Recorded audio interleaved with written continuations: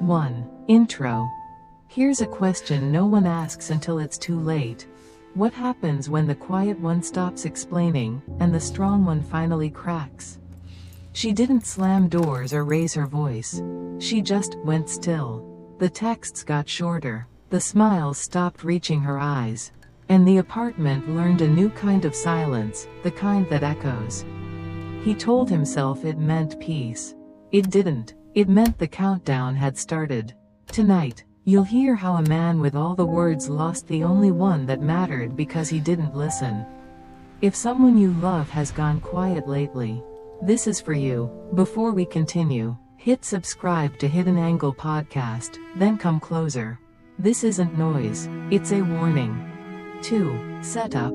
Their relationship before the break. They didn't fight, they faded. Their love moved on autopilot, 2 calendars living in the same apartment. He called it stability, a grown-up calm after the chaos of their early months. She called it quiet, but not the good kind. Evenings were parallel play, his laptop glow on the couch, her tea cooling by the window. He'd ask, "You good?" in that casual upward tone that begs for a simple yes. She gave him one, because yes kept the room warm. Her love language was small explanations, why that joke stung, why the late texts landed like neglect. His was efficiency, solve the problem, skip the feeling. He set reminders, she needed remembrance. On Sundays he meal prepped. She memorized the way his mouth tightened when he was somewhere else. The last time she tried to say, "I'm lonely with you," it came out as a shrug and a smile. He took the smile as proof. She kept the lonely, and the apartment learned how to hold 2 people who slept inches apart and woke up miles away.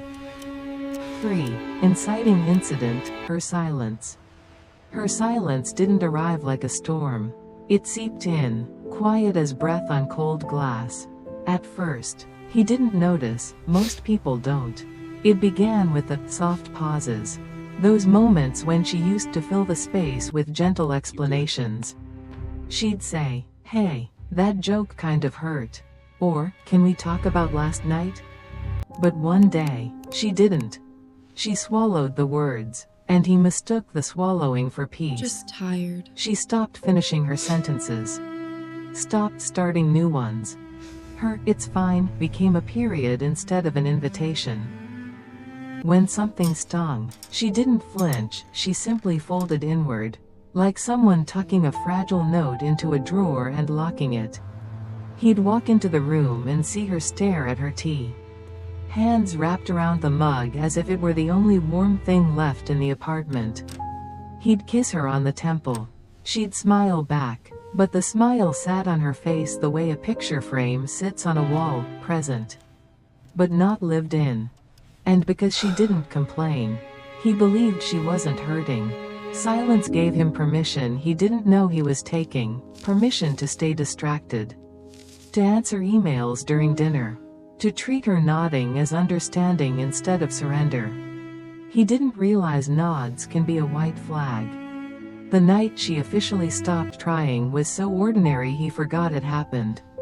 She'd said his name softly, Caleb, and when he didn't look up from his screen. She didn't say it again. That was the moment everything shifted. She didn't push, didn't sigh, didn't whisper, "Never mind." She just let the moment die. From then on, her quiet wasn't distance. It was self-protection. A retreat. A final boundary disguised as peace. And the cruel truth? He thought the relationship got easier. Anh ấy không She sao thought cả. it became unlivable. Tôi sẽ đưa anh ấy về 4. nhà. The unraveling, how he breaks. He didn't notice the breaking at first because it didn't look dramatic. It didn't come with shouting, or slammed doors, or nights spent sleeping on the couch. His breaking looked almost dignified, quiet, composed, the kind of unraveling only visible to someone who knows what to search for. And he didn't know. He never thought he'd be the one who couldn't hold it together. It started at work. Caleb had always been the steady one, calm under pressure. The guy who could juggle deadlines like second nature. But suddenly, The smallest things knocked him off balance. An email from his boss. A typo in a report. A coworker asking, "You good, man?" and him not knowing how to answer. He'd find himself staring at his laptop screen. But the words didn't land. Didn't connect. Like his brain had quietly stepped out of the room.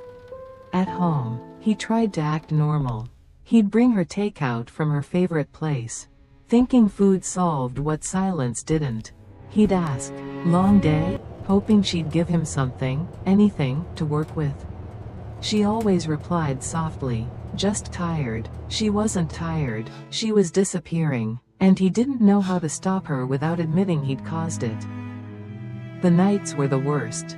He'd lie beside her, close enough to feel her warmth but too far to reach her heart. She faced the window more often now. Her breaths were shallow, measured, like someone practicing leaving. And he'd watch her back tense slightly every time he moved, as if his presence was something she needed to brace against. He tried reading her journals once, something he'd never done before, but she didn't write anymore. The pages were blank, matching the silence she carried. Blank hurt more than anger. Blank meant she'd given up explaining. He began waking up before her, staring at the ceiling with a pressure in his chest he couldn't name. Anxiety, maybe, or guilt, or the realization that someone can sleep next to you but dream miles away. Some mornings, he caught her watching him, not lovingly, not sadly, but with the hollow expression of someone trying to memorize a goodbye. His therapist would later tell him, "People don't leave when they stop loving. They leave when they stop hoping." But back then, he didn't have the language for any of it. He only had symptoms. The tight throat. The stomach drop. The sudden fear that silence wasn't peace, it was distance masquerading as calm. He tried making plans, weekend trips, movie nights, little gestures of repair, but repair requires two hands. And she only had one left to offer. The other had been holding her own heartbreak for months. One night, while she showered, he sat on the bathroom floor, head in his hands, listening to the water hit the tiles. It sounded violent, louder than anything she'd said in weeks. He realized then that silence has weight. And her silence was crushing him. Because it wasn't empty, it was full. Full of every unsaid thing he missed. Full of every hurt he didn't know he'd caused. He whispered into his palms, "Please don't go," even though she hadn't left. Not physically. But part of her had already walked out months before. And that was the beginning of his breaking. Not the moment she left, but the moment he understood she already had. 5. The moment of collapse. The moment she left didn't look like abandonment. It looked ordinary, so painfully ordinary that it carved itself into him more sharply than any dramatic goodbye ever could. No slammed door, no suitcase by the hallway.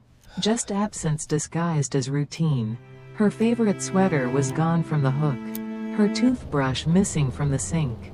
A single empty hanger swinging slightly in the closet as if it still remembered her shape.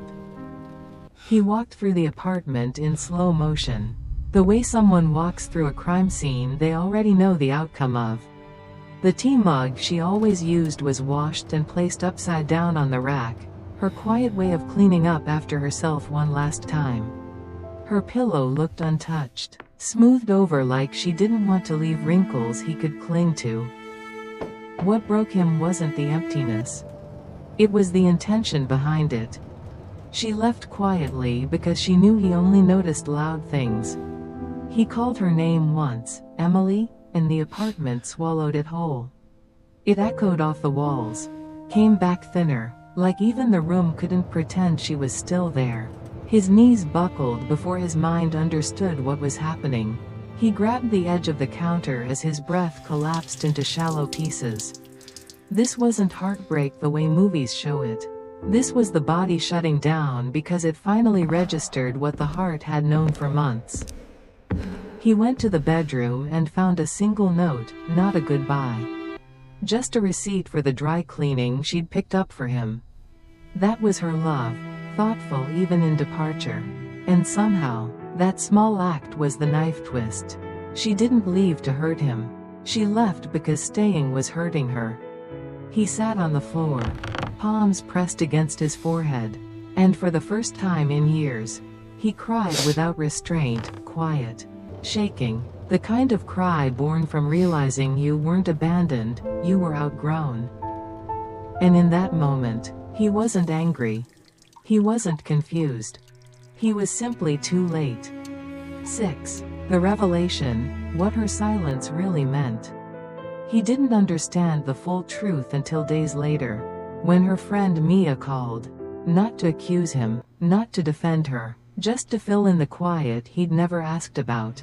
Mia spoke gently, almost apologetically. She tried. Caleb, you didn't hear her, but she tried. And then the pieces clicked, quietly, painfully, perfectly. Emily hadn't gone silent because she stopped caring. She went silent because she cared alone. She had cried in the car before coming home, wiped her face in the hallway so he wouldn't ask questions he didn't really want the answers to. She had rehearsed conversations in the mirror, soft pleas like, "Can you be present?" and "I miss you even when you're here," but abandoned them when he looked too tired, too distracted, too somewhere else. Mia told him Emily's silence was never emptiness. It was exhaustion. It was the last language she had left. The kind spoken by people who've explained themselves so many times the words start tasting like failure. She didn't want to leave. She just couldn't stay unheard. And for the first time, he realized her quiet wasn't an absence of pain. It was evidence of it. Every unspoken sentence was a bruise he never saw. Every nod was a surrender he misread as agreement. Her silence wasn't quiet at all, it was a warning he mistook for peace. 7. The reflection, message to the viewer. If there's one truth this story leaves you with, it's this: people rarely break loudly. Most of the time, they slip away in whispers, through shorter texts, quieter rooms, softer smiles, and by the time you notice the silence, they've already survived months of feeling unheard. If someone in your life has gone quiet, don't wait for the explosion. Go to them now. Ask the questions you think you already know the answers to. Sit with them without your phone. Listen without defending. Care without being asked. Because silence is never just silence. Sometimes it's someone's last attempt to stay. Sometimes it's a goodbye they're practicing in advance. And if this story touched something in you, maybe a person you miss, a moment you regret, or a version of yourself you're trying to outgrow, don't keep it to yourself. Share this video with someone who needs the reminder. Leave a comment, tell me who you thought of, or what silence taught you. Hit like so this message reaches someone who's on the edge.